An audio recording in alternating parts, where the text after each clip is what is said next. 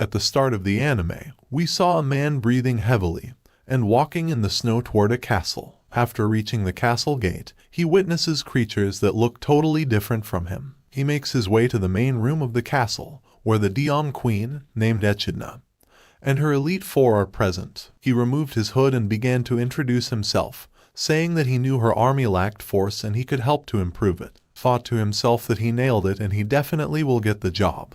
But the Demon Queen screamed, "Why would we give the job to you?" It reveals that he is not a normal person, and here begins the flashback. 1 year ago, when the demon army under the guidance of the Demon Queen Echidna started a human world invasion, he was the one to ruin their plans by defeating them. When he asked why the Queen is not letting him join, one of the members of the Elite Four, Edward, says maybe because of her personality. Lily, one of the elite members, is very happy to see him because in the past he has defeated her, and according to the tradition of her species, she considers him her future husband. When they asked him why he wants to join the demon army, he reveals that after defeating Echidna, humans began to suspect that he was secretly planning to become the next demon king. The king reluctantly exiled Leo after being forced to do so by his own terrified citizens. Disillusioned with humans, Leo wandered aimlessly until he heard Echidna was recruiting soldiers for her defeated army and decided to join her instead. His story moved the generals, and they offered him to work in the demon army for a month as an intern, and if they like his work they will hire him.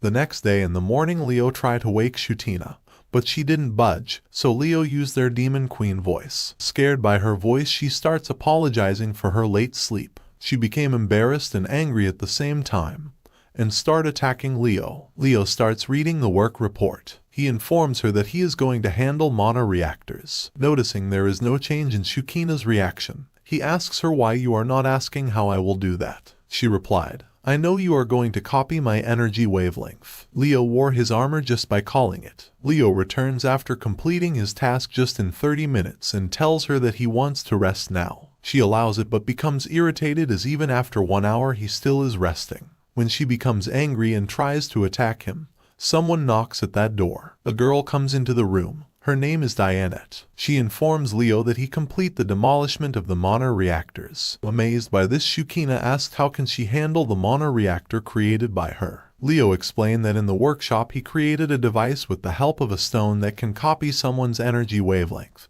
and distribute them to the worker, so he can decrease the workload on Shukina. He then tells her to call him if she needs any tasks to be done and exits the room. Leo enters the room Demon Queen is sitting. She gives him a paper telling him that items are to ship. Shutina has assigned Leo to accompany Lily on her mission to Largo for food and supplies. There live the Dragonfolk, who have long been allied with the demon army. There is a warp portal that allows them to travel to the cargo easily, but Lily's childish demeanor makes it difficult for their team to work efficiently. Leo believes the task could be completed in 1 to 2 days if everyone's tasks were properly delegated. Demon Queen and Shutina are conversing with each other where Demon Queen believes that Leo was going easy on them when he was fighting against them. He single-handedly destroyed the army. Leo decides to put Lily to the test by impersonating the effects of a venomous snake bite, telling her that he has not more than 12 hours to live. He set up a number of traps around the island to force her to think more creatively and make better use of her subordinates. But Lily possesses the ability to transform into Fenrir, a protective deity from Urkia, her homeland. She got through Leo's trials on her own after changing into this divine wolf. This worries Leo because his plan to put pressure on Lily to make better use of her subordinates has failed. The next day, Lily, on the other hand, shows Leo her mission plans. Leo is surprised to learn that Lily has learned from her mistakes. She admits that she isn't very bright, and she sometimes needs to be told what to do. Shutina informs Leo that Echidna summons him for the dinner.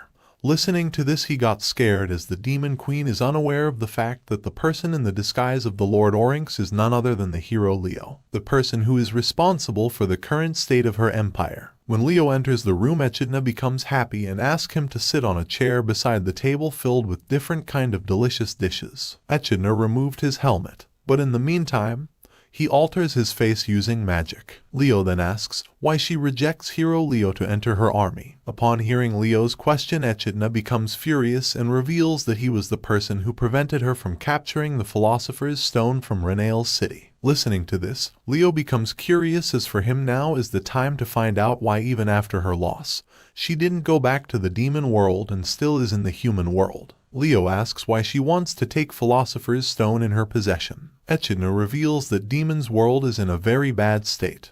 The sun didn't rise, and water and air are polluted. Because of this, everyone is fighting in the demon world for resources. That's why she wants Philosopher's Stone, so she can improve the life of demons in the demon world. She knows that the people of the human world will not give Philosopher's Stone to her because it was nothing less than a holy item for them, which forces her to fight humans. She also says that even though she despises Leo for stopping her, she respects him for carrying out his duty to safeguard humanity. Leo discovers he wants to assist Echidna after realizing she is a good person compelled to carry out evil deeds for a good reason. He almost revealed to Echidna that he is Leo when she inquires as to why he joined her army and is now assisting despite being a human. But Shutina and Lily cut him off. They give Echidna 2 letters, informing her that Mearns has left to embark on a journey and that Edward is taking responsibility for the war's failure and intends to take his own life. Leo and Melniz are conversing. Leo tells him that he can confide in him and discuss his problems with him, and why he believes he won't be able to complete his tasks as assigned properly. Melniz answered that he had never had a proper conversation with anyone and that he didn't even know how to carry on one. Additionally, he was informed that he would need to conduct interviews with potential agents and spies in 3 days.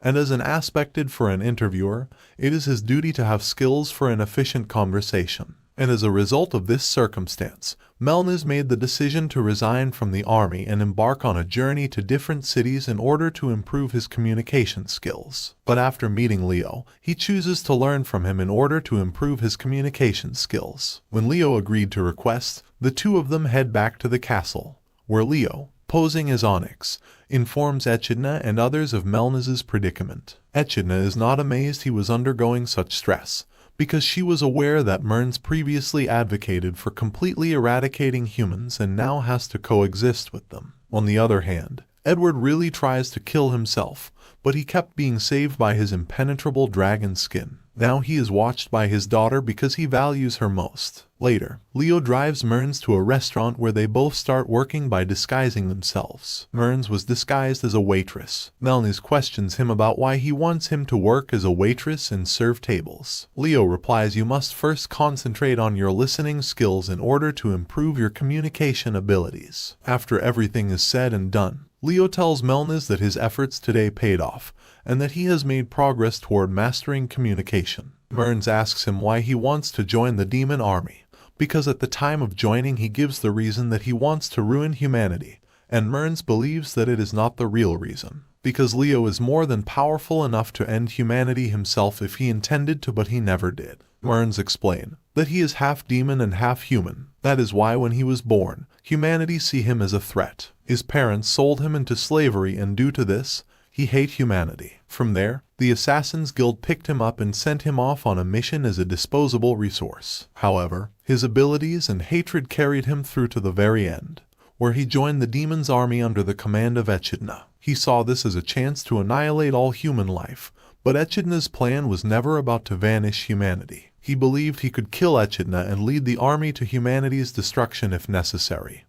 But he couldn't bring himself to do so, eventually becoming one of the 4 generals. He then reminds Leo that his plans were thwarted when he showed up and defeated the demon army, including all 4 generals. Following his victory over Mearns, Leo advised him to go see the world on his own terms and realize how cool it is to look for something he hadn't seen before. He reminds Leo of that moment and claims that his claims of wanting to destroy humanity were false, because someone who talked about the world in such a way could never wish for something so destructive. Leo begins to tell his story out of sheer instinct, as he had no intention of doing so. There was a far more technologically advanced world before the one we see. Back then, the capital city where they were sitting was called Tokyo. One day, out of nowhere, a hole appeared, bringing with it demons who severely damaged all of humanity. All of the nations of the time banded together to form the Demonheart Soldiers, humanity's response to the demons, with the goal of saving the world.